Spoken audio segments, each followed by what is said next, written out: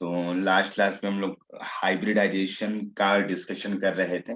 तो D0 से अगर D3 तक होता है, D0 से अगर D3 तक होता है तो कोई कंफ्यूजन नहीं है, वहां पे कोई पेयरिंग नहीं होता है। हम इजीली हाइब्रिडाइजेशन, अगर कोऑर्डिनेशन नंबर 6 है तो हम इजीली हम sp3 D2 बोल देंगे, सॉरी D2 sp3 बोल देंगे। उसी तरीके से अगर D4 से D7 वाले केस आ गया, हम D7 वाला को एक्सप्लेन करेंगे आगे ले जाकर के, बट उससे पहले अभी ध्यान रखो कि वीक फील्ड लिगेंड होगा तो वहां पर पेयरिंग नहीं हो पाता, वो धक्का नहीं दे पाता है। तो वैसे केसेस में हाइब्रिडाइजेशन sp3 D2 हो जाता है।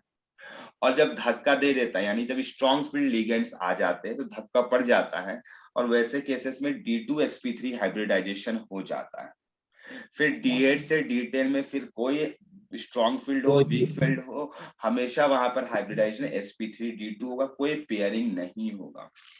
हाँ, एक बात और ध्यान रखना है कि आपका D4 वाले में पार्शियल पेयरिंग होता है, पार्शियल पेयरिंग होता है। तो D4 वाले में, हाँ, अब ये सब क्यों होता है, ये हम जब क्रिस्टल फील्ड थ्योरी पढ़ा रहे होंगे तो आपको ये सारी बातें आपको क्लियर हो जाएगी कि क्यों पार्शियल पेयरिंग होता है, कब कंप्लीट पेयरिंग होता है, क्यों ऐसा हो रहा है, क्योंकि पेयरिंग कराने में भी एनर्जी रिक्वायर्ड होता है। तो दैट्स व्हाई ये सारा रीजन सामने आएगा आगे चलकर। तो लास्ट क्लास में कुछ 3 एग्जांपल से डिस्कशन किए थे। माय डियर स्टूडेंट, हम 4th नंबर एग्जांपल को डिस्कशन करने जा रहे हैं, जो कि बहुत सिंपल है। हम चाहेंगे कि आप खुद से बनाए पहले इसे। CONH3 होल 6 और यहाँ पे 3+ लिखा हुआ है, तो आप जल्दी से इसका हाइब्रिडाइजेशन बता दें मेरे। हाइब्रिडाइजेशन तो सर इसका 27 में से 3 निकाल लेना है, तो और तो 2 इसमें 3D7, तो ये हो जाएगा सर। और ये स्ट्रॉन्ग है कि वीक, तो ये कोबाल्ट 3+ का फाइनली 3D6 हो जाएगा। और सिंस लिगेंड मेरा स्ट्रॉन्ग फील्ड लिगेंड है, तो यहाँ पर जो हाइब्रिडाइजेशन होगा वो मेरा, हाँ, D2sp3 हो जाएगा। और D2sp3 हो गया तो हम लोग तुरंत बोल देंगे कि ऑक्टाहेड्रल। वैसे ऑक्टाहेड्रल तो पहले ही बोल सकते थे कोऑर्डिनेशन नंबर 6 को देखते हुए। तो ये बात हो गया। हम और भी बहुत सारी बातें लिख सकते हैं कि इनर ऑर्बिटल बनेगा, तो सिंस डी इनिशियल वाला आगे वाला यूज हुआ तो इनर ऑर्बिटल कॉम्प्लेक्स, ये सब भी लिख सकते हैं। यहाँ पे पूछा जाएगा अनपेयर्ड इलेक्ट्रॉन, तो सिंस यहाँ पे पेयरिंग हो जाएगा तो अनपेयर्ड इलेक्ट्रॉन 0 हो जाएगा, तो ये डाई मैग्नेटिक हो जाएगा। तो ये सारी बातें आपको तुरंत पता चल गई अगर हाइब्रिडाइजेशन और स्ट्रॉन्ग फील्ड लिगेंड का केसेस क्लियर है तो मेरे। तो इसमें कहीं से भी कोई कंफ्यूजन नहीं आता है किसी भी स्टूडेंट्स को, और सबको आसान लग रहा होता है मेरे भाई। ठीक है, अब यहाँ पर तुमको हम बताएंगे मेरे भाई कि कुछ एक्सेप्शंस आपको मिल सकते हैं। कुछ एक्सेप्शन हम पहले ही बोले थे कि सिंस यहाँ पर क्रिस्टल फील्ड थ्योरी भी सारी चीजों को एक्सप्लेन नहीं कर पाता है, तो दैट्स वाई हम लोग का यहाँ पे मजबूरी है कि कुछ एक्सेप्शंस आएंगे तो आएंगे, मतलब आएंगे ही। ठीक है, तो हम तुम्हारे सामने वो एक्सेप्शंस फेंकने जा रहे हैं, ध्यान देना अच्छे तरीके से ताकि कोई कंफ्यूजन ना रहे बेटा। ठीक है, ये सारा जितना भी क्वेश्चंस कराए तुम्हें, हम कोऑर्डिनेशन नंबर 6 वाला कराए हैं। सारे के सारे क्वेश्चंस जो भी है वो कोऑर्डिनेशन नंबर 6 वाले हैं। तो इसमें 6 वाले का कुछ एक्सेप्शंस है जो आप याद रखेंगे, हम लिखने जा रहे हैं। और इसमें भी एक्सेप्शन में भी सब अगर याद नहीं रख सको, वैसे याद करना बहुत आसान है, हम तुमको टेक्निक भी दिखलाएंगे कैसे याद करना है। देखो, जो भी एक्सेप्शन आएगा बेटा वो D4 से D7 में आएगा, क्योंकि इसी में जो भी चेंजिंग हो रहा है, बाकी किसी में आ नहीं सकता। तो देखो, अगर ऑक्जेलेट बोले तो ऑक्जेलिक एसिड में ऑक्सीजन डोनर है जो कि वीक फील्ड लिगेंड की तरह काम करता है। यही कोबाल्ट के साथ में अगर तुमको हम बोले ऑक्जेलेट बोले मेरे में, ऑक्जेलेट, तो तुमको लगेगा सर ये वीक फील्ड लिगेंड है तो यहाँ पर sp3D2 हाइब्रिडाइजेशन होना चाहिए। इसका मतलब यही है।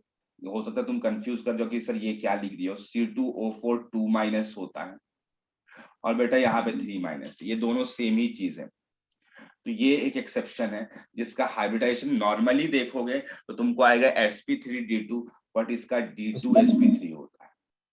C2O4 में तो 2 माइनस होता है और कोबाल्ट का यहाँ कितना है, +3 है, तो -1 ही होना चाहिए ना। यहाँ पे 3 लिखे हुए हैं, ठीक है। हाँ, तो ठीक है। ठीक है, तो मेरे भाई इसका हाइब्रिडेशन D2sp3 हो जाता है। इसको याद रखना ही पड़ेगा, इसका कोई ऑप्शन नहीं है। मतलब जिसका एक्सप्लेनेशन देना होगा हम खुद आगे दे देंगे, लेकिन जिसका एक्सप्लेनेशन नहीं है उसको हम एक्सेप्शंस के तौर पे लिखना ही पड़ेगा इस चैप्टर के अंदर। ये तो एकदम हर हाल में याद रखना। बाकी कुछ और एक्सेप्शंस लिख रहे हैं बट वो नहीं भी याद रहा तो चल जाता है काम, लेकिन इसको तो एकदम भूलना मत। ऐसे याद करना, कोबाल्ट का ऑक्सलेट वाला एक्सेप्शन है, तो तुम लोग एक्सेप्शन है तो तुम नॉर्मली निकालते तो sp3d2 आता, तो एक्सेप्शन था, इसका मतलब पलट जाएगा। बस इतना ही बोलना है, ऐसा ही याद रख लेना है कि कोबाल्ट का ऑक्सलेट वाला एक्सेप्शन है और कोबाल्ट का पानी वाला भी एक्सेप्शन है बेटा। फिर से कोबाल्ट का पानी वाला भी एक्सेप्शन है, कोबाल्ट का पानी वाला भी एक्सेप्शन है। इसका भी हाइब्रिडाइजेशन जो हो जाता है, इसका भी हाइब्रिडाइजेशन जो हो जाएगा D2sp3 होगा। ये तो याद हो गया। अब तुमको और कैसे बाकी और भी एक्सेप्शन है उसको कैसे याद रखना है, तो उसका हम टेक्निक दे रहे हैं। मेरे भाई ध्यान देना, मानो फिर कोई निकाले, बस मानो फिर कोई निकाले तक में ही एक्सेप्शन आता है। तो मैंगनीज, देखो मैंगनीज का अमोनिया वाला एक्सेप्शन है बेटा, मैंगनीज का अमोनिया वाला एक्सेप्शन है। आयरन का भी मानो फिर में भी अमोनिया ही वाला एक्सेप्शन है। तो तुम बोलोगे तब तो याद करना थोड़ा आसान लग रहा है। मानो फिर, अब कोबाल्ट तो ऑलरेडी लिख दिया है कोबाल्ट वाला, तो मानो फिर हो गया। निकाले, निकल वाले का बता रहे, देखो निकल वाले में जो हम लिख रहे हैं बेटा Na, यहां पर तो हम फ्लोरीन के साथ में लिख दे रहे हैं, बट ध्यान देना ये कैसे इसका एक्सेप्शन याद करना, ये अलग तरीके से याद करना। मानो फिर कोई निकाले, बस इतना ही वाले में एक्सेप्शन। इन लोग का तुम निकालोगे तो इन लोग दोनों में तुम्हारा हाइब्रिडाइजेशन D2sp3 आ रहा होगा, बस इस दोनों का जो हाइब्रिडाइजेशन है, इस दोनों का, इसका हाइब्रिडाइजेशन D2sp3 आना चाहिए, बट एक्सेप्शन है तो sp3d2 हो जाता है, sp3d2 हो जाता है।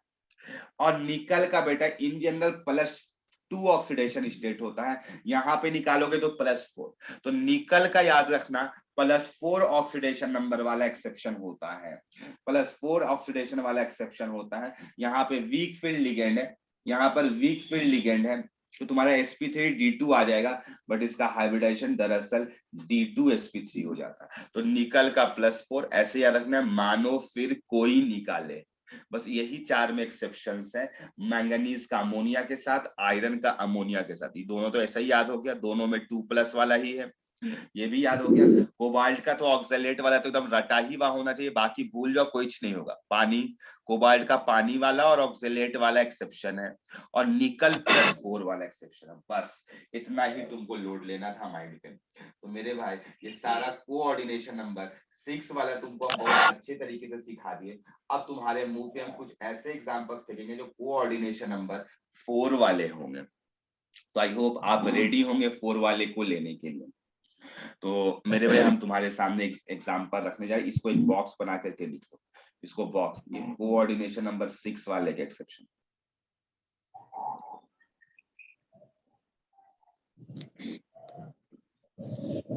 ठीक है, अब 5th नंबर देखना, आराम से बनाओ, NiCl4 2-। अब ये सब का तुम लोग बताएगा, कोई एक्सेप्शन नहीं बेटा, टेंशन एकदम नहीं लेने का, चिल रहने का, चिलम नहीं लेने का। 5th नंबर ये तो अच्छी हो गया, दो दो तो कोऑर्डिनेशन नंबर इसका 4 है, तो sp3 dsp2 या sp3 होगा। तो अब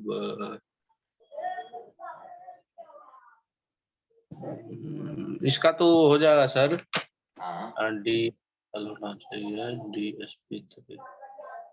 ठीक है सर, इसका स्ट्रक्चर बना लेते हैं। कॉन्फ़िगरेशन निकल का कितना होता है सर एटॉमिक नंबर? 28।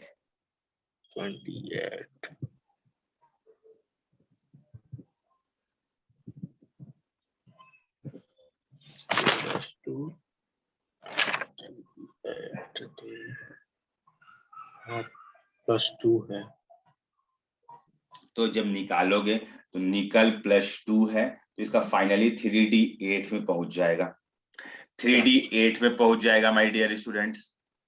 DSP3 अब हम बोले थे कि कोऑर्डिनेशन नंबर बेटा अगर 4 होगा, कोऑर्डिनेशन नंबर अगर 4 होगा तो दो तरीके का हाइब्रिडाइजेशन हो सकता है, और लिखवाए थे पेयरिंग कब होगा, जब स्ट्रॉन्ग फील्ड होगा। तो सिंस ये वीक फील्ड लिगेंड है, क्लोरीन हैलोजन डोनर है, हैलोजन वीक होता है, वीक फील्ड लिगेंड। तो बेटा यहाँ पे जब वीक फील्ड लिगेंड है तो यहाँ पे पेयरिंग नहीं होगा, और पेयरिंग नहीं होगा तो हाइब्रिडाइजेशन क्या आ जाएगा, sp3। सर ये तो कोऑर्डिनेशन नंबर 6 के लिए बोले थे ना। हाँ तुमको नहीं लिखवाए थे, लिखो तो उसके नीचे तुम देखो तो। वो तो कोऑर्डिनेशन नंबर 6 में लिखाए हैं जो पेयरिंग वेयरिंग तब होगा। मैं उससे पहले नहीं लिखवा दिए थे, देखो तो उससे पहले तुम देखो तो order of strength of ligands जब लिखवाए थे तो वहां पर देखो तो एक छोटा सा नोट लिखवाया है कि नहीं। If central matter belongs to 3D series, then a strong field theory may cause pairing. में लिखे हैं सर। हाँ तो मे का मतलब है कि मेरे भाई मे कॉज, जब स्ट्रॉन्ग फील्ड लिगेंड होगा तो इन जनरल पेयरिंग होगा मे। अब ऑलवेज थोड़ी ना लिख सकते हैं, या ये बोल रहे ये वाला जो पेयरिंग वाला कॉन्सेप्ट दिए, ये तो मतलब कोऑर्डिनेशन नंबर 6 पढ़ा है उसके बाद दिए, तो ये वैलिड कोऑर्डिनेशन नंबर 4 के लिए भी है। तुमको हम 4 से पहले लिखवा दिए होंगे, हाइब्रिडाइजेशन से पहले। हमको जैसा याद है कि हम 4 से पहले लिखवा दिए होंगे कि स्ट्रॉन्ग फील्ड लिगेंड होगा तो पेयरिंग होगा। मेरे पास भी पेज होगा बेटा, अभी सब मिलेगा यहाँ। हम लिखवाए होंगे तुम्हें कि अगर देखो, हाँ पहले ही तो लिखवाए हैं हाइब्रिडाइजेशन से पहले, अगर सेंट्रल मेटल बिलोंग करेगा 3D सीरीज से तो वहां पे पेयरिंग होगा, मेक और इसमें हाँ। अब इसके बाद तुमको फिर अलग से लिखवाए, कोऑर्डिनेशन नंबर 6 में पढ़ाए थे कि यहाँ पे पेयरिंग होगा ही। तो ये जनरल बात लिखवाए है कि वीक फील्ड लिगेंड होगा, क्योंकि अब जब हाइब्रिडाइजेशन चेंज होगा तो किस फैक्टर की वजह से चेंज होगा। सवाल तो ये आता है ना कि जब हाइब्रिडाइजेशन sp3 और dsp2 है तब तो फिर कैसे आंसर देंगे dsp2 या कैसे देंगे sp3, खुद सोचो। तो इसका जवाब यही था, इसी के लिए लिखवाए थे इससे पहले कि अगर बेटा अगर वीक फील्ड लिगेंड होगा तो वहां पर पेयरिंग नहीं होगा, तो यहाँ पे पेयरिंग नहीं होगा तो यहाँ पर जो हाइब्रिडाइजेशन से मिलेगा वो टेट्राहेड्रल मिलेगा, टेट्राहेड्रल। बाकी अनपेयर्ड इलेक्ट्रॉन निकालना होगा तो 3D में 8 इलेक्ट्रॉन्स को अरेंज करना है, तो 2 अनपेयर्ड इलेक्ट्रॉन रह जाएगा। समझ में आया? तो आप बिल्कुल भी कंफ्यूज नहीं करें, रूल कोऑर्डिनेशन नंबर 4 और कोऑर्डिनेशन नंबर 6 के लिए सेम है बेटा, लेकिन कोऑर्डिनेशन नंबर 6 में D0 से D3 तक में कोई फायदा नहीं होता है पेयरिंग से, और D8 से D10 तक में भी। तो अनपेयर्ड इलेक्ट्रॉन यहाँ पे कितना आ गया, तो 2 आ जाएगा, तो ये पैरामैग्नेटिक हो जाएगा, ये पैरामैग्नेटिक हो जाएगा। ठीक है, तो आई होप आपको चीजें समझ में आ गई होगी कैसे चीजें डिसाइड हो रही है। मेरे भाई अगला प्रश्न बनाओ जल्दी जल्दी, मेरे भाई जल्दी जल्दी खत्म भी करना है, बहुत कुछ बताना है तुम्हें।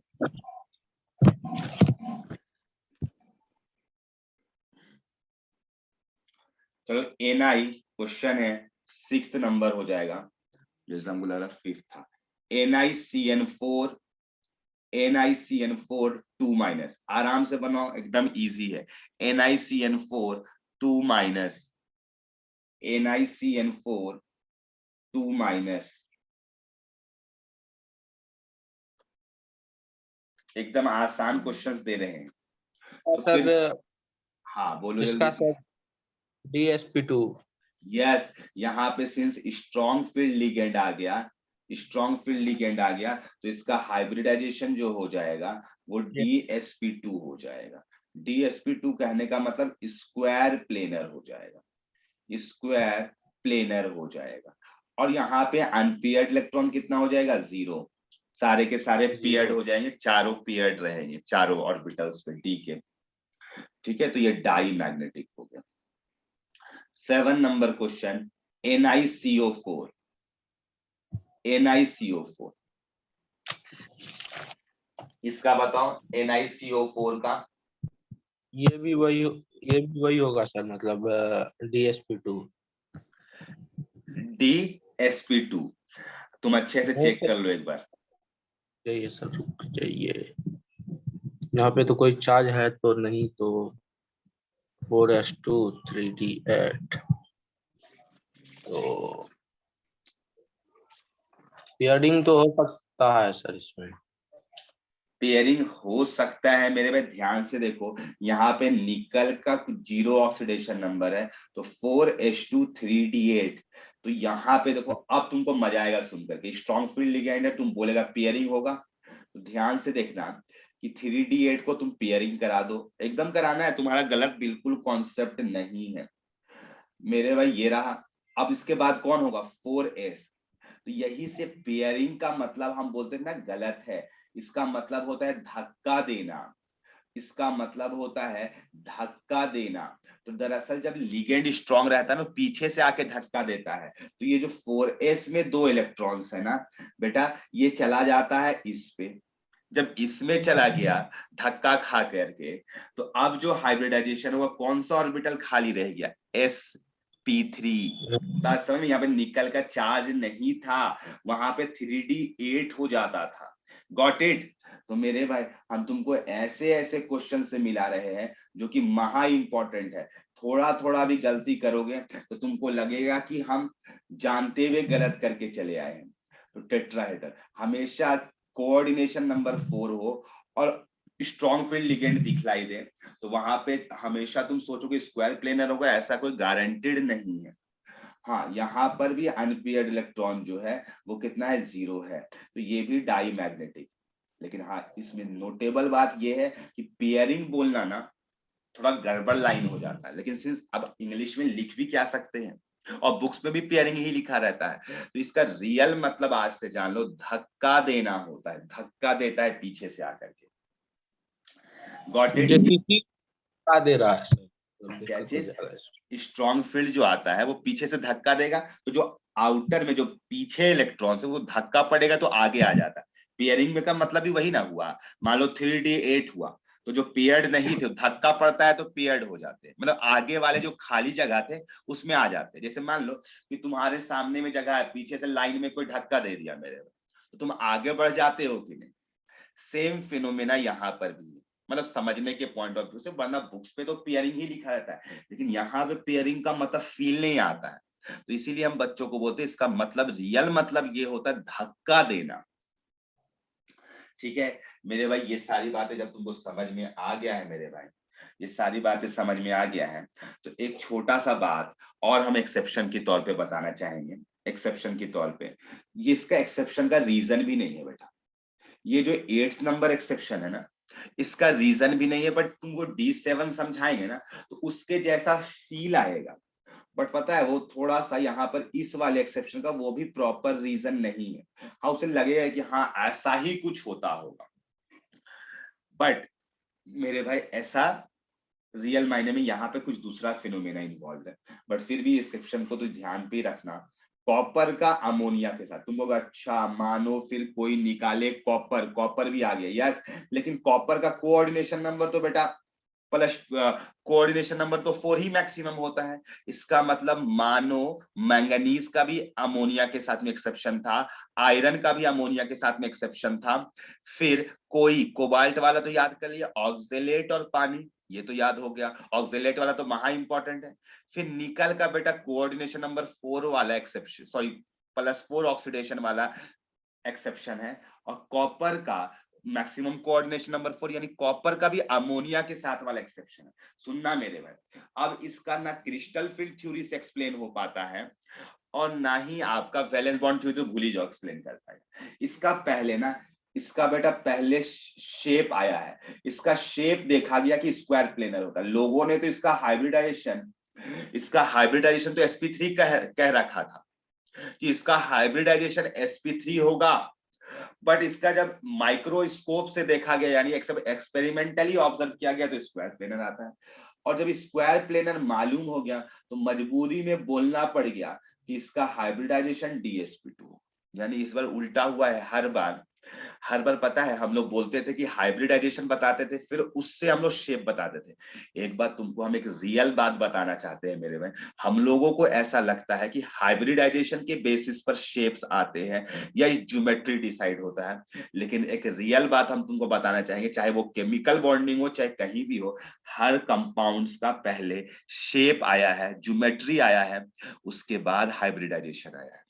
यानी कि हाइब्रिडाइजेशन का कॉन्सेप्ट बाद में आया था, उससे पहले लोगों को उन लोगों के स्ट्रक्चर्स मालूम होते थे। साइंटिस्टों को माइक्रोस्कोप से देखकर पता लगा लिए थे कि कार्बन में चारों हाइड्रोजन जो लगा रहता है CH4 में, वो चारों आइडेंटिकल एनर्जी वाले हैं।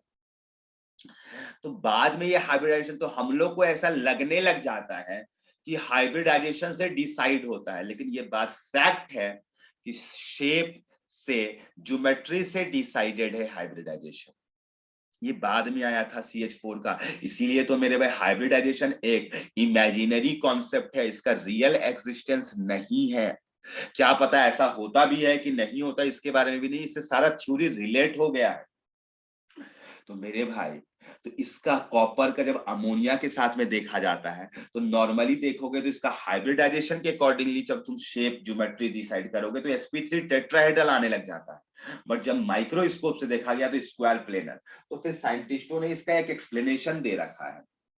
तुमको अगर क्या एक्सप्लेनेशन दे रखा है, तो मेरे मैम तुमको बताना चाहिए क्या एक्सप्लेनेशन दे रखा है। कॉपर बेटा यहाँ पे +2 में है, इसका इलेक्ट्रॉनिक कॉन्फ़िगरेशन कॉपर का 4s1 3d10 हो जाता है। आपको याद होगा 29 24 एक्सेप्शन में आता है। तो यहाँ पे जब 2 इलेक्ट्रॉन्स निकाल लोगे तो 3d9 हो जाएगा। तो 3d9 जब बनाओगे बेटा, 3d9 में तुम ऐसे दिखलाओगे, 4 पेयर और एक अनपेयर्ड बच गया है, ये 4s होगा और ये बेटा 4p होगा। ध्यान से देखना, ये 3d है। तो मेरे वजह सिंस dsp2 आया तो तुमको अगर d खाली है नहीं सर, फिर कहां से भर रहे हो, जगह है नहीं और भर रहे हो। तो मेरे भाई इसका एक्सप्लेनेशन दिया जाता है, ये जो 3d का एक ठो इलेक्ट्रॉन है, ये एक्साइट करके 4p में चला जाता है। तो ये भी कोई ठीक नहीं है, ये भी क्वेश्चन एग्जाम में आ जाए कि 3d वाला इलेक्ट्रॉन 4p में चला जाता है एक। मतलब एक्साइटेशन करने से फायदा क्या होता होगा कि यहाँ पे जब 2 इलेक्ट्रॉन्स भरेंगे मेरे भाई, यहाँ पे जब 2 इलेक्ट्रॉन्स भरेंगे ना, तो हमें एक इलेक्ट्रॉन की जगह 2 फायदा हो जाएगा, उसका कम एनर्जी होगा। 3d अंदर वाला शेल है तो उसमें कम एनर्जी लगेगा भरने में, और एक ही को ना एक्साइट करा दिए तो एक ही का नुकसान हो रहा है ना, और 2 का फायदा हो जा रहा है। तो दैट्स वाई जब यहाँ पर बात आती है तो हम लोग ऐसा एक्सप्लेनेशन देते हैं। बट सिंस ये एक्सप्लेनेशन कब तक देते रहेंगे, तो याद तो रखना ही पड़ेगा। तो ये आपको एकदम याद रखना पड़ेगा, कॉपर का अमोनिया के साथ वाला भी। तो मेरे भाई इसको एकदम ध्यान पे रखिएगा, बाकी सारा चीज तो आप एक्सप्लेन कर लेंगे। इसके पास में अनपेयर्ड इलेक्ट्रॉन है ही है मेरे भाई, तो अनपेयर्ड इलेक्ट्रॉन है, तो ये फाइनली अनपेयर्ड इलेक्ट्रॉन एक दिखाई देगा आपको लास्ट वाला, तो ये बेटा पैरामैग्नेटिक होगा, पैरामैग्नेटिक। तो मेरे भाई ये सारा कॉन्सेप्ट खत्म हो गया, बहुत भी ज्यादा नहीं है, जितना भी एक्सेप्शंस वाली बातें थी वो आ चुका है, ठीक है। और इस सब के एक्सेप्शंस आने का भी रीजन है कि यहाँ पर एक्सपेरिमेंटल अप्रोच से ये सब एक्सप्लेन हो पाता है। हाँ, अब आते हैं माय डियर स्टूडेंट्स, एक नया बात हम लिखने जा रहे हैं, नया बात लिखने जा रहे हैं, नोट नोट नोट। अब यहां पर हम लिखने जा रहे हैं, इफ सेंट्रल मेटल, ध्यान से लिखना, ये कॉन्सेप्ट है, इसको आगे चल के एक्सप्लेन भी कर देंगे क्रिस्टल थ्योरी में, आसान सा कॉन्सेप्ट है। If central metal belongs to 4d और 5d सीरीज, मेरे भाई अगर मान लो कि जो पीरियोडिक टेबल में डी ब्लॉक है उसमें 3d सीरीज है, फिर उसके नीचे 4d सीरीज है, उसके नीचे में 5d सीरीज है, तो अगर सेंट्रल मेटल बिलोंग करता है 4d या 5d सीरीज से, then pairing of central pairing of electrons present in central metal always takes place. इसको एक्सप्लेनेशन मिलेगा आपको, मेटल ऑलवेज टेक्स प्लेस, यहाँ पर हमेशा हो जाता। इसका अलग रीजन है बेटा कि जब बहुत ज्यादा दूर होने लग जाते हैं तो आउटर वाले शेल में इलेक्ट्रॉन को देना अच्छा नहीं होता है, इनर वाले में ही भर देते, तो पेयरिंग करने से फायदा हो जाता है। यानी आउटर में जब इलेक्ट्रॉन को मतलब इनर ले जाना होता है तो एनर्जी ज्यादा रिक्वायर्ड होगा, तो उससे पहले पेयरिंग करवा करके ही हम लोग वहीं पे भर देते हैं। हाँ, always takes place irrespective of the strength of ligand, irrespective of the of ligand, irrespective of ligand. मतलब लिगेंड से कोई मतलब नहीं है, whether it is strong field ligand और वीक फील्ड लिगेंड। तो मेरे भाई कुछ एग्जांपल्स इसके लिए दे देते हैं मेरे भाई तुम्हें, कुछ एग्जांपल्स जैसे कोऑर्डिनेशन नंबर 6 वाला का एक दे देते हैं, PTCl6। तो हो सकता है तुमको दिखाई देगा कि सर ये वीक फील्ड लिगेंड है, ये वीक फील्ड लिगेंड है, बट ये सिंस कौन सा सीरीज का है, तो निकल प्लेडियम प्लेटिनम, ये 5D सीरीज का है। तो बेटा यहाँ पर चाहे आपका वीक फील्ड लिगेंड हो चाहे स्ट्रॉन्ग फील्ड लिगेंड हो, इसका हमेशा क्या होगा, पेयरिंग हो जाएगा। तो इसका हाइब्रिडाइजेशन माय डियर स्टूडेंट्स क्या हो जाएगा, D2sp3 हो जाएगा। तो अब टेंशन खत्म हो गया। देखो अगर कोऑर्डिनेशन नंबर 6 हो और सेंट्रल मेटल 4D या 5D से बिलोंग करो, तो उसका हाइब्रिडाइजेशन ऑलवेज D2sp3 हो जाएगा। ये तो कोऑर्डिनेशन नंबर 6 वाला दिए मेरे भाई। आपको हम थोड़ा और एग्जांपल देते हैं, PDCl4 प्लेडियम प्लेटिनम, निकल के नीचे सब होता है। खास करके हम D8 वाला बात कर रहे हैं, D8 जिसका होता है उस पे आएगा आपको दिक्कत, इसलिए बता दिए सारा। PDCl4 मेरे भाई आपको ऐसा मिल सकता है, एक आप लोग पढ़े थे मेरे भाई, विल्किंसंस कैटलिस्ट, ट्रेस ट्राइफिनाइल रुयोडियम क्लोराइड, या RH होगा, रुयोडियम क्लोराइड। तो मेरे भाई ये सब में आप देखोगे कोऑर्डिनेशन नंबर जो है 4 है। कोऑर्डिनेशन नंबर क्या है, 4। यहाँ पे रुयोडियम का ऑक्सीडेशन नंबर +1 होता है, तो मेरे भाई ये सारे केसेस में इन लोग का हाइब्रिडाइजेशन DsP2 आ जाएगा। मतलब यहाँ पे आपको लिगेंड का स्ट्रेंथ नहीं देखना है, वहां पे आप खुले में बोल देना इसका हाइब्रिडाइजेशन जो होगा सर वो DsP2 होगा। तो आई होप आपको बातें समझ में आ गई होगी। इवन हम ये भी कहना चाहेंगे, जो एग्जांपल्स तुम्हारे सामने लिखे हैं ना, बहुत ज्यादा चांसेस है कि यही एग्जांपल्स डायरेक्ट आपके एग्जाम में आए। ठीक है, तो आप बिल्कुल भी टेंशन नहीं लेंगे। बहुत इंपॉर्टेंट सवाल हम तुम्हें करवाए हैं ताकि तुमको सारा कॉन्सेप्ट्स में क्लैरिटी आ जाए। तो आई होप आपको सारी बातें समझ में आ गई। तो इसके साथ में हम लोग का हाइब्रिडाइजेशन का कॉन्सेप्ट्स खत्म हो जाता है। अब जो इतना देर से बोल रहे थे क्रिस्टल फील्ड थ्योरी और ये सारा जो कुछ चीजों के बारे में बोले थे, रीजंस पता चल जाएगा, लाइक D7 का या 3D सीरीज को छोड़ देंगे, 4D और 5D का रीजन अभी देंगे। तो ये सारा आपको यहाँ पर रीजंस में क्लैरिटी आ जाएगी। तो हेडिंग बना लो, क्रिस्टल फील्ड थ्योरी। मेरे भाई ये भी महा इंपॉर्टेंट टॉपिक है। तुम कहोगे तो एक्सप्लेनेशन ना देगा सर, इससे हमको क्या मतलब है। हम सच बताएंगे मेरे भाई, ये एक्सप्लेनेशन तो देगा ही, इसके अलावा इसमें कुछ ऐसे कॉन्सेप्ट्स है जो कि प्रीवियस थ्योरी में हम लोग को नहीं मिला है, तो वो सारे भी एग्जाम में आ जाते हैं। तो हेडिंग बना लो, crystal field theory. Crystal field theory को शॉर्ट में प्यार से CFT कहते हैं। मेरे भाई अब इसके बारे में थोड़ा हम ब्रीफिंग देंगे 2 मिनट, उसके बाद फिर समझाएंगे क्या होता है ये दरअसल। तो मेरे भाई ये देता है हम लोग को आइडिया, गिव्स आइडिया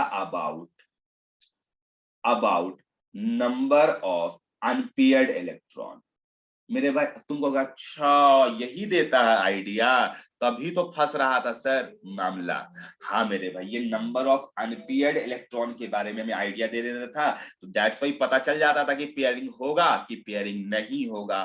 तुम समझ गए होंगे कि अच्छा यही से सारा डिसाइडेड फैक्टर है। यस बेटा मेरे भाई, लेकिन इसका एक लिमिटेशन भी है क्रिस्टल फील्ड थ्योरी का, कि क्रिस्टल फील्ड जहां पे हम लोग तभी अप्लाई कर सकते हैं, क्रिस्टल फील्ड तभी अप्लाई करेंगे जिसका ज्योमेट्री नोन होगा। इसका ज्योमेट्री हमें नोन होना चाहिए। तुम कहोगे ज्योमेट्री नोन होगा सर तो फिर क्या फायदा है, बात तो सही बोलते हो जब ज्योमेट्री नोन है। तो मेरे भाई हम तुमको सच बताएंगे, कोऑर्डिनेशन नंबर जब 6 होता है तो उसका ज्योमेट्री हमेशा ऑक्टाहेड्रल होता है, लेकिन sp3d2 भी होता है, D2sp3। तो तू कंफ्यूजन था ना, वहां पे तो कंफ्यूजन है ना कितना अनपेयर्ड इलेक्ट्रॉन है।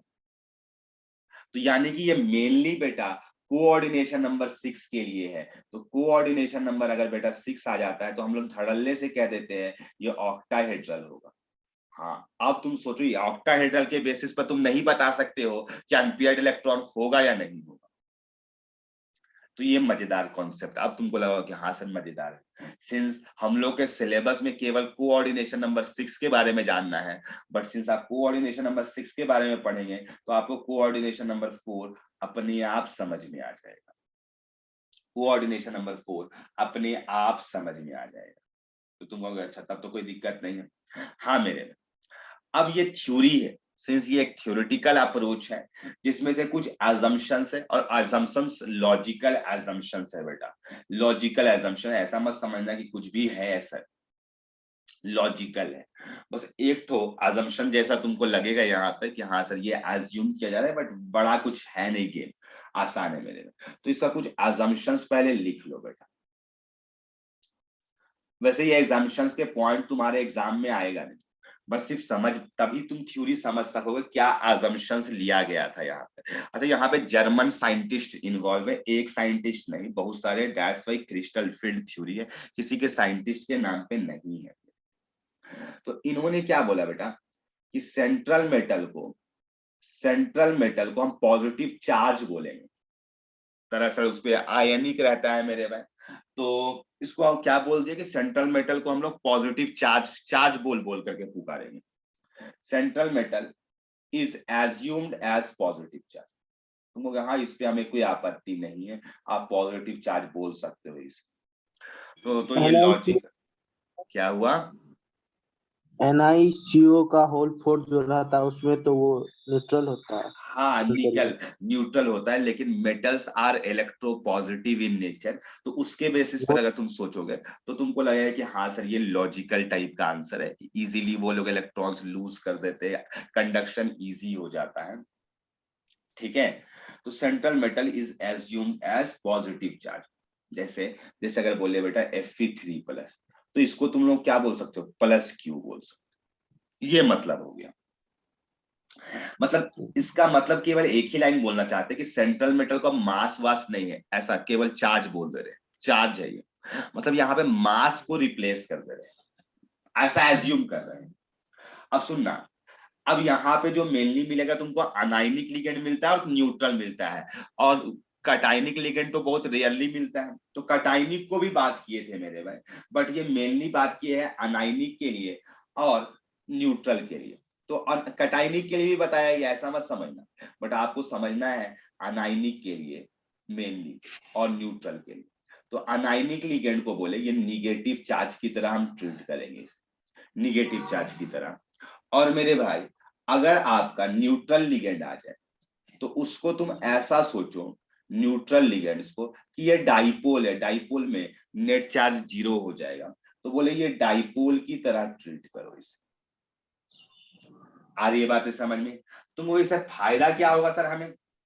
इससे फायदा ये होगा बेटा कि अगर तुम इसको प्लस चार्ज माने हो और इसको तुम निगेटिव चार्ज या डाइपोल माने हो बेटा, इसका मतलब इन लोग के बीच में एक अट्रैक्शन डेवलप हो सकता है।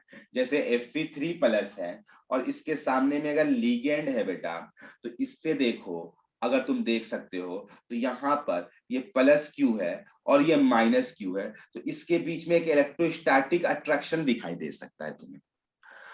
तो तुम कहोगे सर यहाँ पे आप आयोनिक बॉन्ड की टाइप की बात कर रहे हैं, यस यही तो अजम्पशन था, यही तो तुमको समझना था, उतना देर से हम यही तुमको डायरेक्ट भी बोल सकते हैं, देखो Fe3+ और लिगेंड इसके बीच में अट्रैक्शन हो रहा है, बट दरअसल ये अट्रैक्शन जो है कोवेलेंट बॉन्ड होता है, कोऑर्डिनेट बॉन्ड होता है। यही चीज मेन अजम्पशन हो जाता है बेटा कि यहाँ पर जो थे साइंटिस्ट यहाँ पे इन्वॉल्व, उन लोगों ने यही चीज को एज्यूम कर लिया कि बोले इसके बीच में एक इलेक्ट्रोस्टैटिक होता है, जो कि गलत बात था, ठीक है। बट तुम कह सकते हो अगर इस तरीके से सोचा जाए तो सही है सर, हाँ यस, अगर तुम चार्जेस के बेसिस पर सोचो तो ये सोचना उनका सही था कि अट्रैक्शन डेवलप होगा, अट्रैक्शन डेवलप होगा, तो इस बेसिस पर ये एक्सप्लेन होता है मेरे भाई। अभी देखेंगे कैसे एक्सप्लेन होगा, अब एकदम आराम से रिलैक्स होकर के सुनते रहना ध्यान से। अब क्या है मेरे भाई, बिटवीन, वही बात को लिखने जा रहे हैं, between central metal, between central metal and ligand between central metal and ligands, electrostatic force of attraction is assumed, force of attraction is assumed, ये एज्यूम किया गया है, जो कि गलत बात था। वहां पर कोवेलेंट अट्रैक्शन होता है, तो यहां पर मान लिया गया है कि इलेक्ट्रोस्टैटिक अट्रैक्शन। ठीक है मेरे भाई, ये बातें समझ में आ गई। अब देखो बेटा, अब तुमको अब समझाएंगे। अब ये सब तुमको पॉइंट्स याद है या नहीं रहा कोई मतलब नहीं है, आप तुम कॉन्सेप्ट पर ध्यान दो, तुमको सारी चीजें समझ में आएगी। देखो बेटा, अभी हम लोग को मेनली जो स्टडी करेंगे वो कोऑर्डिनेशन नंबर 6 के लिए है। ध्यान से देखना, यहाँ पर सिर्फ Fe3+ हम तब से लेते आ रहे हैं, तो हम Fe3+ ले लिए सेंट्रल मेटल। अब यहाँ पर कोऑर्डिनेशन नंबर 6 है, तो कोऑर्डिनेशन नंबर जो 6 होता है बेटा, उसका शेप होता है ऑक्टाहेड्रल। ऑक्टाहेड्रल जिसमें 4 प्लेन में होते हैं किसी एक प्लेन पे, और 2 नॉन प्लेनर होते हैं। तो इसको ऐसा सोचो ना बेटा कि जो ऑर्बिटल्स होते हैं हाइब्रिडाइजेशन में इन्वॉल्व, वो सारे के सारे एक्सियल वाले इन्वॉल्व होते हैं, तभी तो वहां पर सिग्मा बॉन्ड बन पाता है। तो सिग्मा बॉन्ड जब बन पाता है माय डियर स्टूडेंट, इसका मतलब एक्सियल के अलोंग होता होगा। इसका मतलब एक्स एक्सिस, वाई एक्सिस और जेड एक्सिस इन्वॉल्व होता होगा। ये एरो एक्सिस वाला है बेटा, अभी एक्सिस वाला एरो हटा, ऐसा कर देते हैं, एक्सिस वाले एरो को डार्क कर दे रहे, ये एक्सिस वाला एरो, ठीक है, इसको डार्क कर दिए। ठीक है, positive x axis, negative x axis, और मेरे पास एक जेड एक्सिस भी होगा। जेड एक्सिस को तो कुछ हम ऐसे दिखला रहे हैं, ध्यान से देखना, कुछ ऐसे दिखला रहे, ये जेड एक्सिस, ऐसा सोचो, ये सारे एक्सिस है। अब मेरे भाई यही सारे एक्सिस के अलाउंग लिगेंड्स आएंगे। एक लिगेंड इधर आया मेरे भाई, एक लिगेंड सेंट्रल मेटल को इस तरीके से आया, एक लिगेंड इस तरीके से आया, एक लिगेंड इस तरीके से आया, एक लिगेंड इस तरीके से, और मेरे भाई ये एक लिगेंड इस तरीके से आया। मेरे भाई ये सब आने का लिगेंड का एम क्या होता है? जो पॉजिटिव चार्ज है, जो इलेक्ट्रॉन डेंसिटी की कमी है सेंट्रल मेटल में, जो वैकेंट ऑर्बिटल है, उसको पूरा कर दे आकर के। या जो चार्ज आ गया है बेटा, जो चार्ज आ गया है, वो चार्ज क्या होगा? अगर अनाइनिक लिगेंड है, उसको न्यूट्रलाइज करने का क्षमता रखेगा इलेक्ट्रॉन देकर के, यानी उसका पॉजिटिव चार्ज डेंसिटी को कम करना चाहता है, उसके पॉजिटिव चार्ज डेंसिटी को कम करना चाहते। चाहो तो इसको एक्सिस लिख लो, एक्स एक्सिस, ये वाई एक्सिस, और ये बेटा जेड एक्सिस। ये सारे एक्सियल वाले ही इन्वॉल्व होते हैं हाइब्रिडाइजेशन में ऑर्बिटल्स। दैट्स व्हाई हम एक्सियल में दिखलाया। तुमको ये शेप ऑक्टाहेड्रल वाला दिख रहा होगा, तुम अगर देखोगे एक्स वाई एक्सिस को, तो तुम्हें दिखलाना हम चाहेंगे कैसे बन रहा है ये तुम्हें दिखाई देगा प्लेनर, और मेरे भाई इसके दो, वो एक ऊपर और एक नीचे आपको ऑक्टाहेड्रल दिख रहा होगा। तो इसको हम बोलने जा रहे हैं octahedral crystal field. Octahedral crystal field नाम दे दिए इसका, क्रिस्टल फील्ड, ऑक्टाहेड्रल शेप है तो इसका नाम दिया हम ऑक्टाहेड्रल क्रिस्टल फील्ड। जैसे इलेक्ट्रिक फील्ड कैसे होता है बेटा, वैसे ही कुछ बोलना चाहते हैं। अब ध्यान से सुनना, अभी इंपॉर्टेंट कॉन्सेप्ट पर आ रहे हैं। अभी तक तो तुम स्ट्रक्चर बनाए हो, अब ध्यान से देखो मेरे भाई। Fe3+, Fe का एटॉमिक नंबर जो होता है वो 4s2 3d6 होता है। तो 4s2 चला गया तो 2 प्लस आता है, लेकिन एक और चला जाएगा तो 3d5 आएगा। मेरे भाई ये डी ऑर्बिटल जो है, ये डी ऑर्बिटल में अभी भी इलेक्ट्रॉन्स हैं। ये डी ऑर्बिटल में इलेक्ट्रॉन्स हैं। तुम कहोगे हाँ है, तो हमको भी दिखाई दे रहा, 5-5 इलेक्ट्रॉन्स है सर। तो मेरे भाई देखो तो, इलेक्ट्रॉन जो प्रेजेंट है डी ऑर्बिटल में पहले से, electron present in D subshell में जो पहले से प्रेजेंट है, और मेरे भाई इसी में बेटा फिर से जब डी ऑर्बिटल में इलेक्ट्रॉन है, जो कि इसका आउटर शेल बना हुआ है, थर्ड सेल ही अभी आउटर हो गया क्योंकि फोर्थ सेल पूरा खाली है, तो electron present in D subshell है, और मेरे भाई इसी में लिगेंड्स आ रहा है, और इसी में लिगेंड्स आकर के इलेक्ट्रॉन दे भी रहा है।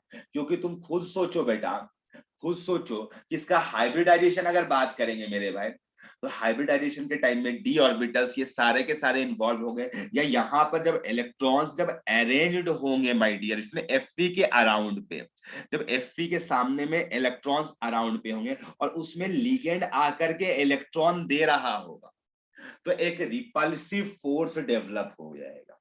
देखो हमारा एम क्या था, हमारा एम जो था माय डियर स्टूडेंट कि इसका चार्ज को कम करना, इसका इलेक्ट्रॉन डेंसिटी जो कम है उसको स्टेबल बनाना था। Fe3+ को चाह रहे थे न्यूट्रलाइज कर दे, बट मेरे में उसको न्यूट्रलाइज करने के चक्कर में मेरे में इसे चक्कर आने लग गई है। देखो यहाँ पर लिगेंड जब इलेक्ट्रॉन आकर के दे रहे हैं तो जो पहले से उस एटम के अंदर में, उस आयन के अंदर में जो इलेक्ट्रॉन्स है, उसका इलेक्ट्रॉन और लिगेंड का जो लोन पेयर है उसके बीच में एक अलग सा रिपल्शन डेवलप हो गया। एक को कम कर रहे थे रिएक्टिविटी को, दूसरे की वजह से एक और हाईली अनस्टेबल कर दिया। हम स्टेबल करना चाहते थे, दूसरा आके अनस्टेबल कर रहा है। मतलब बेटा अब गेम हो गया, अब गेम हो गया। अब जब बेटा जब डी ऑर्बिटल्स, ये 5 डी ऑर्बिटल्स होंगे, तो हमको सिर्फ एक लाइन तुम जवाब दे देना कि मेरे भाई इसमें ज्यादा रिपल्शन कौन वाला डी ऑर्बिटल खाएगा, एक्सियल वाले डी ऑर्बिटल्स खाएंगे या नॉन एक्सियल वाले खाएंगे? एक्सियल वाला। एक्सियल वाला खाएगा। तो मेरे भाई तुम सबको पता है कि इसमें से 3 डी ऑर्बिटल नॉन एक्सियल होता है, नॉन एक्सियल होता है, और 2 डी ऑर्बिटल एक्सियल होता है। तो मेरे भाई एक्सियल वाला को जब ज्यादा रिपल्शन करेगा, जब ज्यादा रिपल्सिव फोर्स एक्सर्ट करेगा, तो उसका एनर्जी क्या हो जाएगा, बढ़ जाएगा। एक रिपल्शन से कभी भी बॉन्ड बनता है तो उसका एनर्जी कम हो जाता है, इसीलिए स्टेबल हो जाता है। तो बॉन्ड टूटता था तो एनर्जी लगता था, उसका एनर्जी ज्यादा होता है। तो मेरे भाई एक्सियल वाले में जब ज्यादा रिपल्सिव फोर्स आएगा, अट्रैक्टिव फोर्स कम होने लग जाएगा, तो इसका एनर्जी बढ़ जाता है, इसका एनर्जी बढ़ जाता है। मेरे भाई बातें समझ में आई? हो क्या रहा है थोड़ा सा दिखलाना चाहेंगे तुम्हें हम।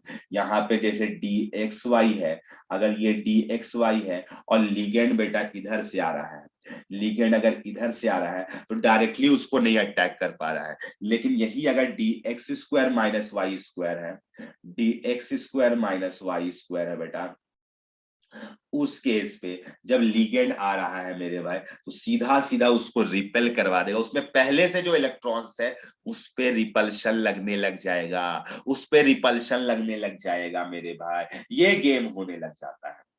तो मेरे भाई अब क्या हो जाता है, ठीक है मेरे भाई, जो 5 डी के ऑर्बिटल्स है, टोटल डी के ऑर्बिटल्स कितने हैं, डी सबसे 5 डी ऑर्बिटल, ये इन जनरल डीजेनरेट होते हैं, इन जनरल डीजेनरेट होते हैं। यही से कोऑर्डिनेशन कंपाउंड में इसका डीजेनरेसी ब्रेक हो जाता था, पढ़ते थे हम लोग लाइन पहले, ठीक है। तो 5 डी ऑर्बिटल डीजेनरेट यानी सेम एनर्जी वाले होते थे।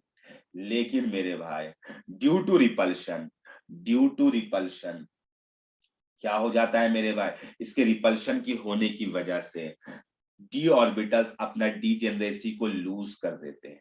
D orbital loses their degeneracy, मतलब उसका एनर्जी वेरी कर जाता है। इसीलिए बेटा क्या हो रहा था, पेयरिंग कभी हो जाता था, कभी नहीं होता था। याद करो, अब डीजेनरेट होगा तो पहले जो 3 ही डीजेनरेट होगा तो पहले पेयरिंग कर लेंगे। कौनसुल यही था ना, पहले डीजेनरेट ऑर्बिटल को पहले सिंगली भरो, फिर क्या करो पेयरिंग। तो पहले 5 डीजेनरेट होता था इसलिए सिंगल सिंगल भर देते थे। अब बेटा मेरा 5 डीजेनरेट थोड़ी ना है, 3 ही है, तो अब इसमें पेयरिंग करना शुरू कर देते हैं। अब तुमको दिखाई देने लग गया होगा लाइंस मेरे भाई, और इसी प्रोसेस को, इसी को क्या कहते हैं मेरे भाई, स्प्लिटिंग ऑफ डी ऑर्बिटल्स। इसी को क्या कहते हैं, स्प्लिटिंग ऑफ डी ऑर्बिटल्स। आई बात समझ में, स्प्लिटिंग ऑफ डी ऑर्बिटल इसी का नाम है। तो अब तुमको समझ में आ गया मेरे भाई। हम लोग सिंस अभी कोऑर्डिनेशन नंबर 6 के बारे में जान रहे हैं, फिर 4 के बारे में जानेंगे, बट पहले 6 को समझ लो। आपके सिलेबस में 6 को ही पढ़ना है, तो 6 आपको ज्यादा जरूरी है जानना मेरे भाई। तो जब ये n-1d है, n-1d कहने का मतलब 3d होगा, n-1d लिख दिए, इसका आउटर मोस्ट सेल जो है वो ND है मेरे भाई। तो क्या होता है, डीजेनरेसी होने की वजह से डीजेनरेसी ब्रेक करेगा तो एक बैरी सेंटर, बैरी सेंटर मतलब तो इसका इनिशियल एनर्जी लेवल था, इनिशियल एनर्जी लेवल को बैरी सेंटर कहते हैं, बैरी सेंटर। तो मेरे भाई अब क्या होगा, अब लिगेंड जब आया तो इस पे तो बेटा, अब इस पे तो पहले क्या हो रहा था, रिपल्शन कुछ पहले अपना होता होगा, जो भी होगा अपना सिंगल सिंगल, लेकिन अब लिगेंड सीधा सीधा इसको अप्रोच करने लग गया है, एक्सियल वाले को, और नॉन एक्सियल वाले से दूर हो रहा है। देखो बीच पे आ रहा है मेरे पास, जहां पे नोड है, जहां पे इलेक्ट्रॉन है ही नहीं है, ये बीच वाला पार्ट नोड होता है बेटा। तो ये नोड के अलोंग आ रहा है, जहां पे कहीं इलेक्ट्रॉन डेंसिटी नहीं होगा, यानी न्यूक्लियस होता है, ये न्यूक्लियस के पास पे, तो रिपल्शन लगेगा और बढ़िया होगा। अब यहाँ पे और बढ़िया होगा, न्यूक्लियस चाहता है कि मेरे करीब में इलेक्ट्रॉन आए, तो मेरे भाई जो नॉन एक्सियल वाले होंगे वो न्यूक्लियस की तरफ जाएगा, उसका में लिगेंड, उस पर अट्रैक्शन बढ़ जाएगा तो उसका एनर्जी घट जाएगा। अट्रैक्शन बढ़ गया तो उसका एनर्जी क्या हो जाएगा, घट जाएगा। मेरे भाई ये कौन वाला है, तो ये सवाल है नॉन एक्सियल वाले हैं। इसमें न्यूक्लियस की साइड में अप्रोच होने लगा, और मेरे भाई इसमें कौन कौन से ऑर्बिटल होंगे, D X Y, D Y Z और डी एक्स जेड होंगे मेरे भाई। और दो जो एक्सियल वाला था उसमें सीधा सीधा रिपल्सिव फोर्स आ गया, सीधा सीधा रिपल्सिव फोर्स आ गया मेरे भाई, किस किस में, D X square minus Y square और डी जेड स्क्वायर में। ये एक्सियल वाला है माय डियर स्टूडेंट, तो इसको अलग से नाम दिया गया, इसको अलग से नाम दिया गया, इसका नाम दिया गया ईजी, और इसका नाम दिया गया T2G। मेरे भाई ये T के stand for triply, T stand for triply degenerate, triply degenerate पढ़ा जाता है इसको। इसको इवेनली, इवन का मतलब दो, इवेनली डीजेनरेट। वैसे ये नाम वाम से आपको कोई मतलब नहीं रखना है मेरे भाई। हाँ, एनर्जी डिफरेंस कितना आया, तो मेरे भाई ये जो टोटल डिफरेंस इन एनर्जी है, इसको हम ऑक्टाहेड्रल का केस है तो इसको डेल्टा ओ बोलेंगे, delta difference in energy, difference in energy between axial orbitals and non axial orbital। और माय डियर स्टूडेंट ये कितना ऊपर है और ये कितना नीचे आया, ये भी आपको जानना इस केस में जरूरी है। ये 0.4 डेल्टा ऑक्टाहेड्रल घटा इतना से सबका, मतलब इसका भी उतना ही से घटा होगा, इसका भी तीनों का, और इन लोगों का 0.6 डेल्टा नॉट। कहीं कहीं पर इसको 3/5 लिखा रहेगा तो आप कंफ्यूज नहीं करेंगे बेटा, 3/5 का मतलब ही होता है 0.6। ऐसा नहीं कि तुम आकर के बोलने लगोगे सब पढ़ाई नहीं थे आप। तो आई होप आप इतना मैथमेटिक्स जानते होंगे। इसको हम लोग डेल्टा को बोलेंगे crystal field, crystal field splitting energy in octahedral, field splitting energy in octahedral, octahedral delta O, O का मतलब ऑक्टाहेड्रल, नॉट मत पढ़ देना। तो आई होप आपको बातें समझ में आ गया होगा। इसीलिए बेटा जब इलेक्ट्रॉन फिल करने लगे थे ना कहीं पर धक्का, जब स्ट्रॉन्ग फील्ड लिगेंड आता था ना मेरे भाई, तो उसके बाद एनर्जी ज्यादा होता था, ऐसा सोचो तू चला जाता था ऊपर वाले, ऐसा कुछ गेम होगा। अभी बात करेंगे उस पर, धीरे धीरे तुमको सारा रॉकेट साइंस समझ में आने लगेगा। तो मेरे भाई ये जब लिख लिए आप, तो हम आगे बढ़ना चाहते हैं। यहाँ पर क्रिस्टल फील्ड एक स्टेबिलाईजेशन एनर्जी टर्म होता है, क्रिस्टल फील्ड एक टर्म होता है, यहां से निकालने एग्जाम में सवाल आता है, इससे आप अच्छे से पढ़ेंगे इसे। इंपॉर्टेंट टॉपिक है crystal field stabilisation energy, short में इसे CFSE कहते हैं, CFSE इंपॉर्टेंट टॉपिक है, इंपॉर्टेंट लगा लेंगे VBI। अब कैसे निकालते हैं बेटा, तो देखो अब हम पूरा फाइनल जो अल्टीमेट फॉर्मूला है पूरा लिखेंगे, हाँ उसमें समझाएंगे कि तुमको क्या गिवन रहेगा तो कैसे अप्रोच लेना, ध्यान से देखना। स्टेबिलाईजेशन एनर्जी मतलब जो स्प्लिटिंग हुआ इससे फायदा हुआ या नुकसान हुआ, नुकसान भी हो सकता है, फायदा ही हो हमेशा, ऐसा कुछ जरूरी नहीं है। तो बेटा यहाँ पे जैसे मान लो कि जो 6 इलेक्ट्रॉन्स आया तो 6 का एनर्जी घट गया ना बैरी सेंटर से, इससे इतना कम हो गया, तो इसको तुम चाहोगे तो माइनस भी लिख सकते, घट गया इतना। तो मेरे भाई यहाँ पे हम लिख रहे हैं N1 इंटू 0 माइनस, माइनस भी लिखना पड़ेगा बेटा, अरे चलो 0 ऊपर वाला का पहले लिख देते हैं, 0.6 डेल्टा नॉट। तुमको ये N1 क्या है, जितना इलेक्ट्रॉन ऊपर जाएगा तो हर इलेक्ट्रॉन का एनर्जी उतना होगा मेरे भाई, नॉर्मल से उतना बढ़ जाएगा। और मेरे भाई N2 और जो नीचे आएगा उसका उतना एनर्जी घट जाएगा। तो फायदा या नुकसान कुछ भी हो सकता है, देखा जाएगा। और मेरे में एक टर्म और होता है, बहुत लोग इसको नहीं लिखते, इग्नोर कर देते हैं। इन जनरल ड्यूरिंग कैलकुलेशन हम लोग भी इग्नोर करेंगे, तुम लोग क्या है सब बताया जाएगा, आप एकदम पेशेंटली सुनते रहे, चिल हो करके एकदम। मेरे भाई ये N1 है, number of electrons in easy orbital, number of electron in easy orbital, ठीक है, ईजी वाले में कितना गया है वो वाला है मेरे, हर का बढ़ेगा उतना से। ये N2 है बेटा, number of electron in T2G में कितना आया है, समझ गए मेरे भाई। ये N है एक्स्ट्रा पेयर्स, एक्स्ट्रा पहले से जो पेयरिंग हो गया वो नहीं, एक्स्ट्रा बेटा कितना हुआ है पेयर्स, नया पेयरिंग कितना हुआ, याद करो स्ट्रॉन्ग फील्ड लिगेंड में कुछ नया पेयरिंग हो जाता था तो उसे फायदा होगा कि नुकसान, ये देखेंगे। ये P इज पेयरिंग एनर्जी है, लेकिन इसका वैल्यू इतना छोटा होता है मेरे भाई, इसका वैल्यू इतना छोटा होता है जो ड्यूरिंग कैलकुलेशन इग्नोर कर देते हैं। इसलिए बहुत सारे लोग इस एनपी वाला बात ही नहीं करते ताकि स्टूडेंट्स को कंफ्यूजन कम रहे। इन जनरल हम लोग भी इसको इग्नोर रखेंगे, हम लोग का कैलकुलेशन में इन जनरल नहीं गिवन होगा पी का वैल्यू नोन होगा तभी आप निकाल सकते हो, तो हम लोग उस पी को इग्नोर कर देंगे। तो मेरे भाई हम लिखने जा रहे हैं उस बात को, ठीक है। ड्यूरिंग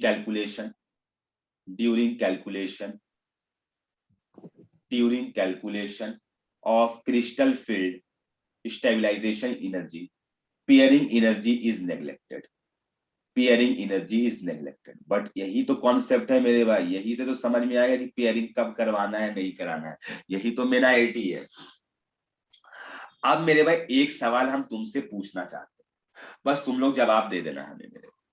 मेरे भाई जो लिगेंड आ रहा है जिसकी वजह से स्प्लिटिंग हुआ है, ये लिगेंड की आने की वजह से, मान लो ये ज्यादा तगड़ा लिगेंड होगा तो ये डेल्टा ओ का वैल्यू बढ़ेगा या घटेगा? तगड़ा लिगेंड होगा तो सोच के जवाब देना, क्या होगा? तो सर वो तो ऊपर वाले में जाएगा, उससे थोड़ी नहीं बता हम ये सकते हैं पूछ रहे हैं, ये जो गैपिंग है, ये जो एनर्जी डिफरेंस किसकी वजह से आया? रिपल्शन की वजह से आया है, लिगेंड का। तो मेरा सवाल ये है कि अगर तगड़ा होगा, स्ट्रॉन्ग फील्ड लिगेंड होगा तो ये गैपिंग बढ़ेगा या घटेगा, डेल्टा ओ का वैल्यू बढ़ेगा या घटेगा? बढ़ जाएगा, यस। यानी इलेक्ट्रॉन डेंसिटी अगर लिगेंड का बढ़ेगा तो रिपल्शन इंक्रीज कर जाएगा, तो स्प्लिटिंग एनर्जी बढ़ जाएगा। तो हम ये बात बोल रहे हैं, इलेक्ट्रॉन डेंसिटी ऑफ लिगेंड अगर इंक्रीज करेगा, यानी यही सब तो कॉन्सेप्ट है, अगर ये इंक्रीज करेगा बेटा तो ये डेल्टा ओ भी इंक्रीज कर जाएगा, यही आईआईटी है मेरे भाई। तो स्ट्रॉन्ग फील्ड लिगेंड के केस पे डेल्टा ओ ज्यादा होता है, हाई वैल्यू होता है, क्योंकि इसमें ज्यादा ना टेंडेंसी होता है, ज्यादा इलेक्ट्रॉन डोनेटिंग पावर होता है, और इस पे डेल्टा ओ लो होता है, इसमें कम होता है। तो मेरे भाई डेल्टा ओ लो होता है ना, अब तुमको सारा कॉन्सेप्ट समझ में आ गया कि एनर्जी डिफरेंस कम है। तो मेरे भाई अब जब एनर्जी डिफरेंस कम है ना तो पेयरिंग नहीं कर करके छोड़ करके ऊपर चला रह जाता है, क्योंकि तो कम एनर्जी डिफरेंस है। ज्यादा एनर्जी डिफरेंस रहेगा तब ना मेरे भाई इसी में रहना चाहिए, कम एनर्जी वाले में। अभी डिफरेंस ही कम है तो ये आसानी से सिंगली रह जाता है, पेयरिंग करने की इसको जरूरत नहीं पड़ती है। इसीलिए तब से ऐसा चल रहा था कि पेयरिंग कब करवाएंगे और कब नहीं कराएंगे। याद करो D0 से D3 तक का, तो बेटा जब D0 होगा तो इसमें तो एक भी इलेक्ट्रॉन नहीं आएगा, D1 तो यहीं भरेंगे, D2 आएगा तो यहाँ पे 2 ठो में भर देंगे मेरे पास सिंगल कम एनर्जी वाले में, D3 आएगा तो तीनों में एक भर देंगे। सोचो दिखाई दिया D3 में, और यही D4 आया तो मेरे पास में ऑप्शन अवेलेबल हो गया कि ऊपर भेजेंगे या नहीं भेजेंगे। और कितना भेजने की बात है? एक ही ठो भेजने का बात है, तो माय डियर स्टूडेंट्स, इसीलिए अगर स्ट्रांग होता है तो वो एक ठो जो ऊपर जा रहा था उसको वापस नीचे ले आते हैं, पार्शियल पेयरिंग हो जाता है। क्या ये बातें समझ में आ गई? अगर आ गई है तो यस बोलो। Yes sir. हाँ मेरे भाई, तो यही लाइन था कि यहाँ पे रिपल्सिव फोर्स डेवलप हो जाता है, और यही सारे की वजह से ऐसा केसेस आ रहा था मेरे भाई। ठीक है, तो आई होप ये जब बातें समझ में आ गई, तो ये सारी बातों को लिखना तो पड़ेगा ना कॉपी में, याद थोड़ी रह जाएगा तुमको। तो अब इस सबको लिखवा देते हैं मेरे भाई जल्दी जल्दी, अब फास्ट, तुमको कॉन्सेप्ट में क्लैरिटी आ चुकी है। बस एक एक्सप्लेनेशन बच गया है, D7 वाला। क्या फिर D7 में क्या गेम होता है? सब बात होगा, यहाँ सब मिलता है मेरे भाई। ठीक है, हाँ अब पी के बारे में थोड़ा और जान लो मेरे भाई, पी क्या है। तो तुम तो बात किए थे पेयरिंग एनर्जी, तो ये mean pairing energy, mean pairing, mean मतलब एवरेज बात होता है, सबका जोड़ घटाव करके एवरेज, एवरेज बात करते हैं हम, मीन पेयरिंग एनर्जी है मेरे भाई। ये क्या होता है, इसका मतलब होता है energy required to pair, to pair, to pair the electron in an orbital, to pair the electron in an orbital.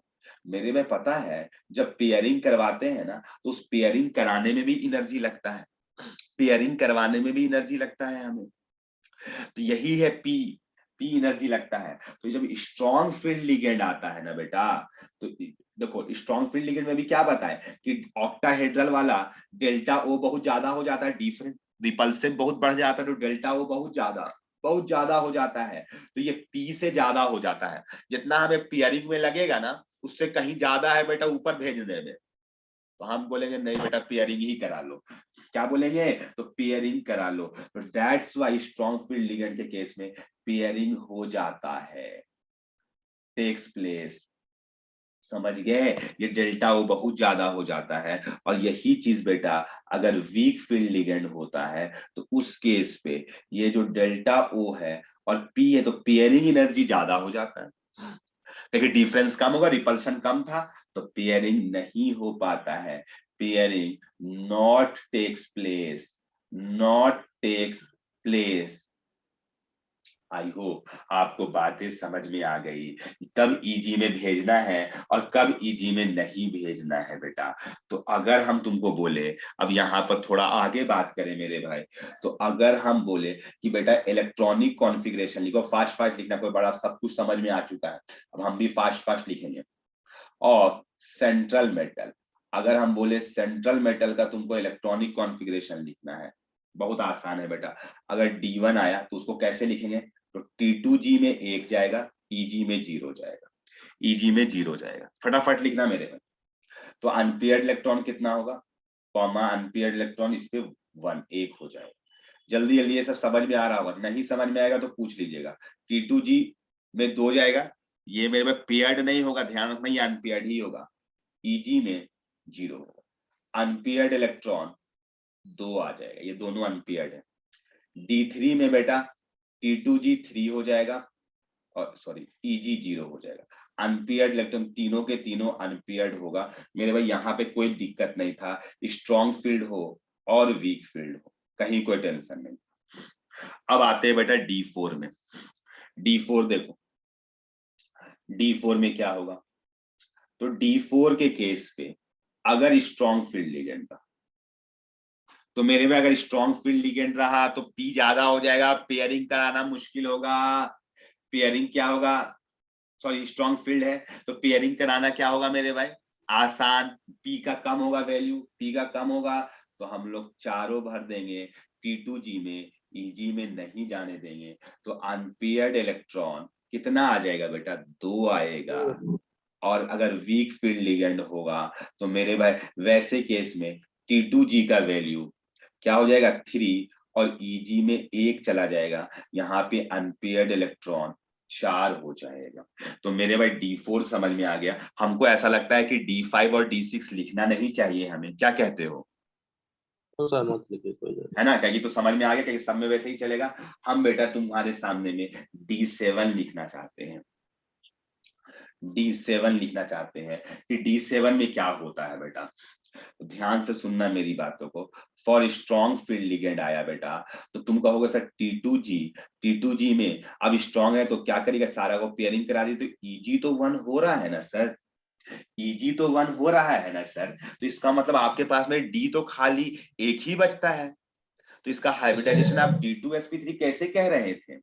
अब आया बेटा अब आया मजा, ठीक है। अनपेयर्ड इलेक्ट्रॉन अगर देखा जाए तो 1 तो रहेगा ही, और वीक फील्ड में तो कोई टेंशन ही नहीं, वीक फील्ड लिगेंड है तो कोई टेंशन नहीं है बेटा, उसमें T2G में 5 और EG में अपना 2 भरेंगे, तो अनपेयर्ड इलेक्ट्रॉन नीचे वाले में 1 होगा और ऊपर वाले में 2 हो जाएगा, तो टोटल कितना हो गया, 3 हो जाएगा अनपेयर्ड इलेक्ट्रॉन। मेरे भाई ये देखो, ये तो हो गया, अब ये क्या केस है इसको ही समझना है मेन।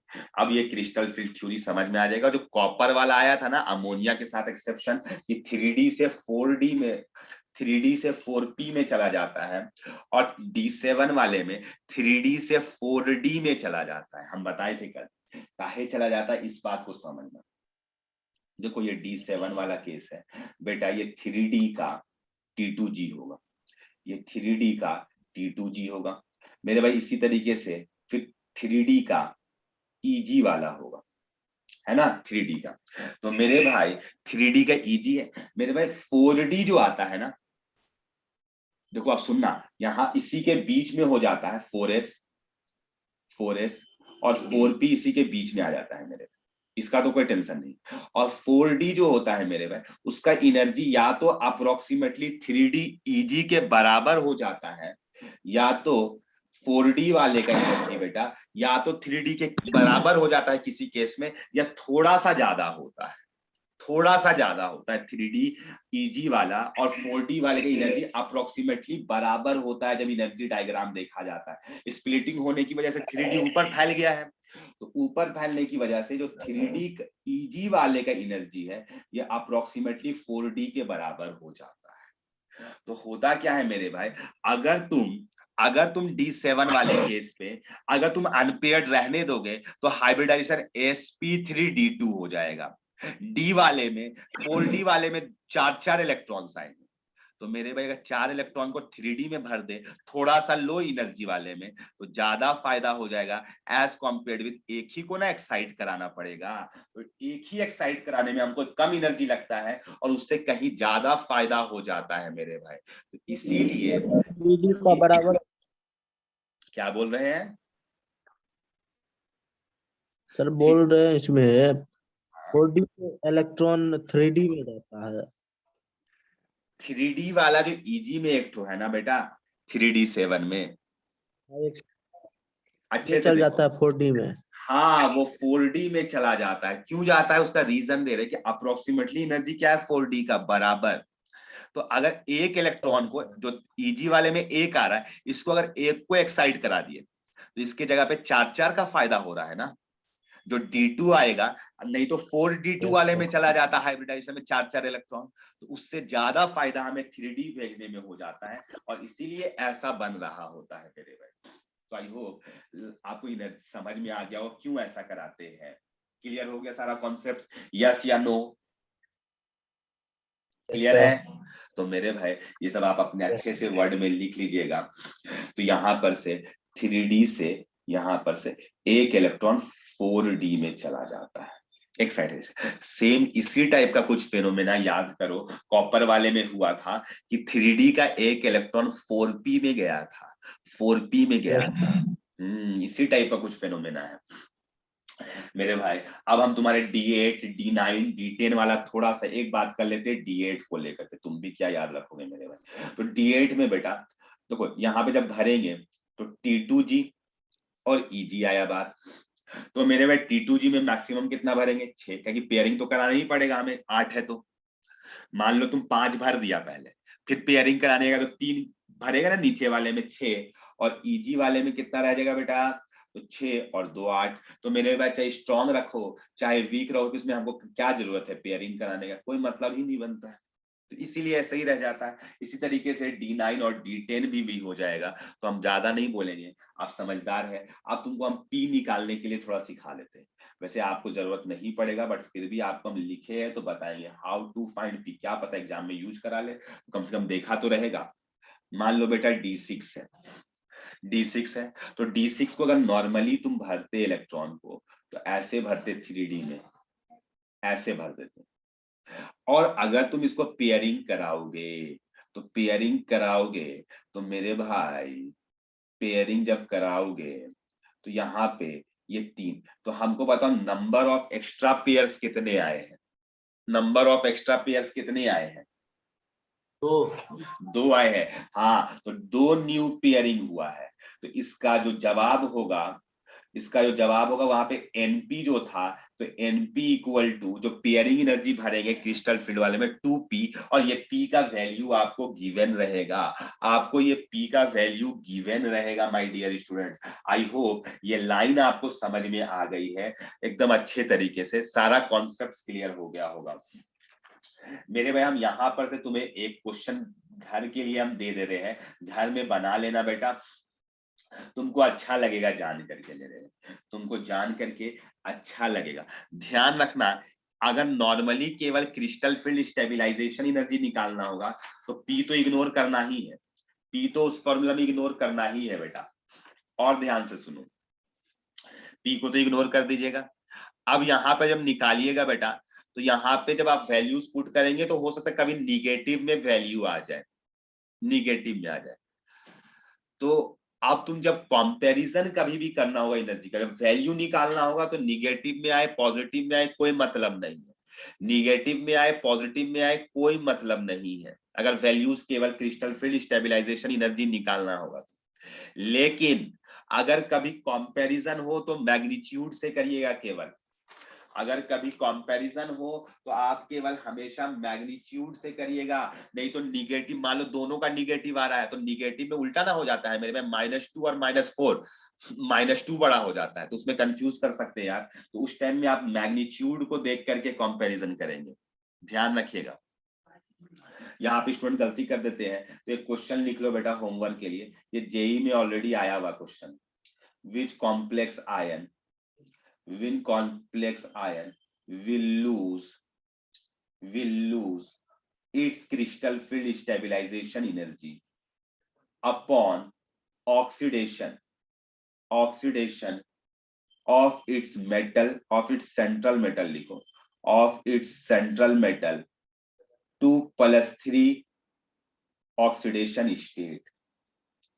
ठीक है, अब ब्रैकेट में लिख लो इग्नोर पेयरिंग एनर्जी, वैसे भी इग्नोर ही करना होता है मेरे में, ignore pairing energy, pairing energy को आप खुले में इग्नोर कर दीजिएगा मेरे में। हम ऑप्शंस दे रहे हैं, ध्यान रखना मैग्नीट्यूड वाइज कंपैरिजन जब भी करना होगा मेरे भाई, जैसे यहाँ पर FeEN3 2+ दिए ऑप्शन नंबर 1, ध्यान से देखो यहाँ पर अभी Fe का ऑक्सीडेशन नंबर +2 है, तो आपको ऐसा सोचना कि Fe+2 से +3 में अगर चला गया सेम कॉम्प्लेक्स रहेगा, कॉम्प्लेक्स सेम रहेगा, यानी कि बस यहाँ पे 2+ की जगह पे 3+ हो जाएगा, तो क्रिस्टल फील्ड स्टेबलाइजेशन एनर्जी में क्या चेंजिंग आएगा देखना है आपको, कि लूज होता है, घटता है कि बढ़ता है। तो जो ऑप्शन आपको सही लगेगा आप बना लीजिएगा मेरे भाई, ये ऑप्शन वाइज ही चेक करना पड़ेगा और कोई ऑप्शन नहीं है इसको बनाने का। EN3 2+, जेई में क्वेश्चन आया हुआ है, आप बनाइए इसको, आपको अच्छा लगेगा, खुशियां मिलेगी। और डी ऑप्शन नंबर है COEN3 2+। नेक्स्ट क्लास में माय डियर स्टूडेंट हम लोग टेट्राहेड्रल का स्प्लिटिंग पढ़ाएंगे आपको, ठीक है, और ये स्प्लिटिंग एनर्जी जो है वहां से भी सवाल आते हैं, किस किस फैक्टर्स पर डिपेंड करेगा। तो आई होप आज के लिए इतना ही रहेगा, नेक्स्ट क्लास पे हम लोग मिलेंगे इसके आगे, ठीक है।